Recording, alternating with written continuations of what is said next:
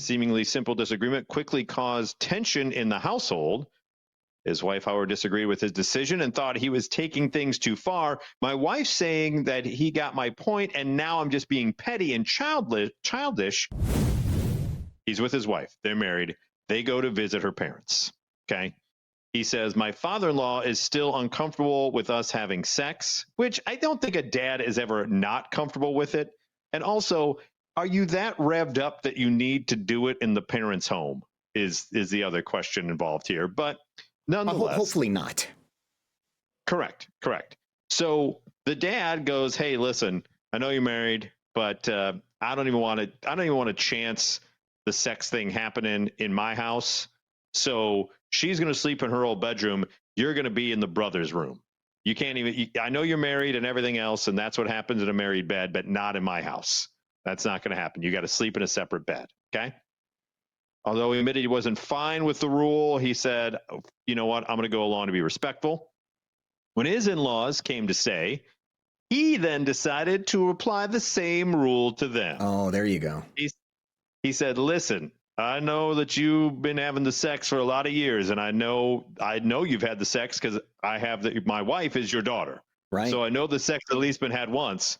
And just so you know, I told them I'm not comfortable with them sleeping together at my house. According to him, his father-in-law laughed at first and agreed, but the following morning asked to change the arrangement. Nope. He came and asked me to change that and let him sleep with my mother-in-law because it was lonely. I told him no. And he said, fine, that he got it. The seemingly simple disagreement quickly caused tension in the household. His wife, however, disagreed with his decision and thought he was taking things too far. My wife saying that he got my point and now I'm just being petty and childish and that I should let them sleep together. She also pointed out that it's not like they're going to be having sex because, they're old and I don't want to think my parents having sex either. So that's interesting. Like they didn't want to have.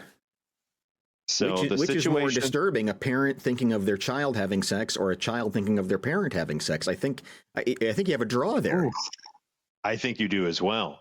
The situation left the husband wondering if he had crossed a line or if he was simply holding his in-laws to the same standard they once enforced. And so many people came to his defense, said, you know what, your house, your rules. Mm-hmm. And I tend to agree with him, although I will say for the longest time, even after my wife and I before we were married, it was kind of verboten. I always would just sleep in the separate bed just out of respect. Right. And I had fell into that pattern so often that even when we were married, I would still sleep in a separate bed just because and until finally she's like, hey, we're married now. It's probably okay. There's just something within me that was just like, I don't know. So I get where that father-in-law is coming from, but I give credit to the gentleman to have the guts to say, no. You are going to then same rules. If I can't sleep with my wife, you can't sleep with your wife. Yeah. Either everybody's having sex or nobody's having sex. That's right. Oh, can you imagine having that gross Oh, that's even the grossest thing in people's head. Can you imagine?